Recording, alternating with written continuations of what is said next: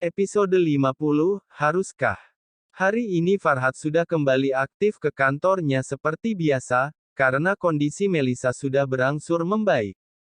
Pak, hari ini kita ada meeting untuk program iklan Tower 4A yang akan rampung minggu depan, ujar Vino sembari menyerahkan data proyek mereka. Jam berapa? 15 menit lagi Pak, sahut Vino. Farhat hanya menganggukkan kepalanya lalu menyuruh Vino menyiapkan semua keperluan meeting mereka. Vino pun pergi ke bagian pemasaran, dia menemui manajer di sana dan meminta profil aktris yang akan bergabung dalam perusahaan mereka, matanya langsung terbelalak saat melihat nama Zai tertulis di sana. Dia model yang akan bergabung. Gumam Vino, ia langsung pergi dari ruangan manajer sambil mengeluarkan handphonenya untuk menelpon Zai. Zai, kenapa kau menerima kontrak dari perusahaan kami? Bukankah kau berjanji tidak akan masuk ke dalam kehidupan Farhat? Vino dengan cepat bertanya ketika Zai menjawab teleponnya. Sean yang mengaturnya, aku tidak bisa menolak, aku bahkan sangat berharap kau bisa mengeluarkanku dari sana sahut Zai putus asa dari seberang telepon. Vino pun termenung, ia memikirkan bagaimana caranya agar Zai tidak bergabung dengan perusahaan mereka, dia tidak punya wewenang untuk mendepak Zai begitu saja, karena pihak agensi tidak akan tinggal diam. Aku janji tidak akan merusak rencana awal kita, ujar Zai lagi. Nadanya terdengar sangat frustasi, lalu ia menutup teleponnya. Tibalah saat rapat bersama para atasan beserta orang-orang dari agensi. Zai dan Vino juga sudah ada di sana, mereka semua sudah siap untuk memulai rapat. Beberapa menit kemudian, Farhat memasuki ruang rapat sambil memberi salam ke semua orang yang ada di sana. Rapat pun dimulai, mereka terlihat sangat kooperatif dan antusias membahas proyek kali ini, tentu saja, pilihan lokasi dan desain yang dibuat Farhat tak pernah menggagalkan pemasaran. Setelah membahas bagian ini dan itu, tibalah saat pihak agensi memperkenalkan Zai selaku model iklan kepada Farhat. Kami merasa sangat bangga bisa bekerja sama dengan perusahaan besar ini, manajer Zai melirik ke arahnya mengisyaratkan agar Zai memperkenalkan diri. Zai pun membuka mulutnya yang sedari tadi tertutup rapat, halo semua, selamat siang, saya Su Zaira. Para karyawan di sana membalas sapaan Zai dengan senyuman ramah tamah terutama kaum lelaki. Farhat yang sedari tadi tak memperhatikan orang sekitar seketika menggerakkan bola matanya ke arah Zai saat mendengar suaranya. Suzy, ucap Farhat sambil terus memperhatikan Zai dari kejauhan, ya, tak salah lagi, Farhat mengenali Zai lalu tersenyum tipis.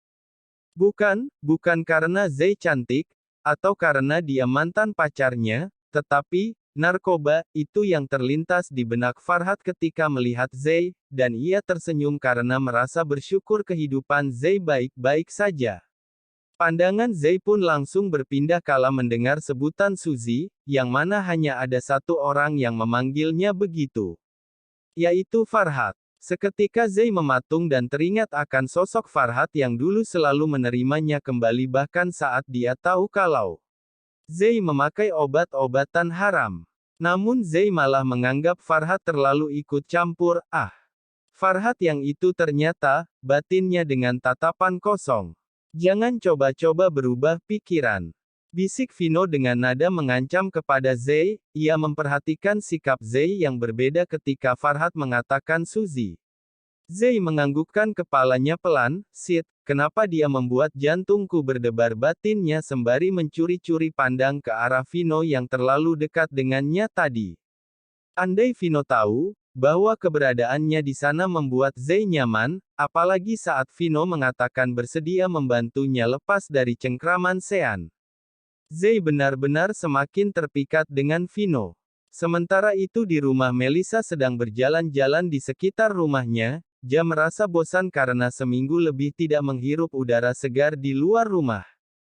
Hai, Sean tiba-tiba datang dan berjalan di sebelah Melisa, sepertinya dia mengikuti Melisa dari tadi, Melisa hanya menoleh tanpa ekspresi ke arah Sean. Apa dia pengangguran? Ngapain dia jam segini malah keliaran bukannya kerja, rutuk Melisa sebal sambil berjalan cepat meninggalkan Sean.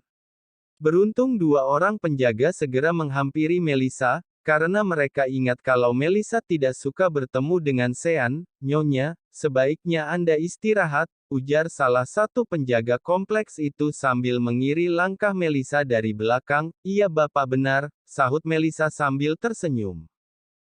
Kenapa dia tidak bisa tersenyum denganku? Gumam Sean kesalkan merasa kalau Melisa benar-benar sulit untuk diracuni pikirannya. Bruk. Tak sengaja Big City yang baru pulang belanja menyenggol Sean hingga membuat kantong belanjaan yang berisi buah-buahan jebol dan buahnya berserakan. Maaf Tuan, saya nggak sengaja, ujar Big City memelas.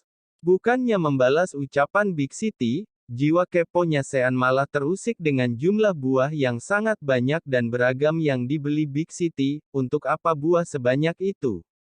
Oh, ini Non Melisa lagi hamil muda dan lagi suka banget sama buah-buahan, jawab Big City yang masih sibuk menata kembali buah itu ke kantong Yang satunya.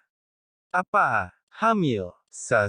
Sean menjadi panas saat mendengar kabar itu. Tentu saja kebahagiaan Farhat akan semakin lengkap dengan kehamilannya Melisa, dan sudah pasti jiwa iblis Sean semakin membara.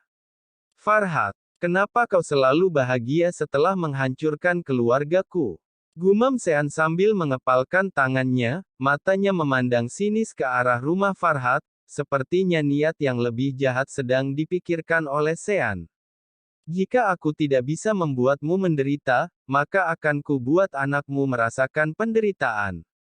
Senyum picik terbesit di bibir Sean, pikirannya benar-benar sudah tertutupi oleh kotoran akibat terlalu banyak menghisap barang haram. Ia pun kembali ke rumahnya dengan senyuman iblisnya. Kembali ke kantor. Zei sedang duduk menyendiri di kamar riasnya, sedangkan para manajer dan yang lainnya sedang sibuk menyiapkan perlengkapan syuting iklan di luar. Ia meremas kuat teleponnya sambil meneteskan air mata. Ya.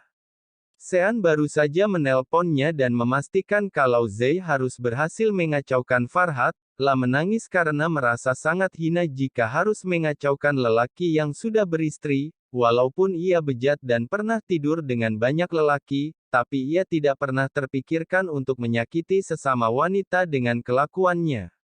Ceklek.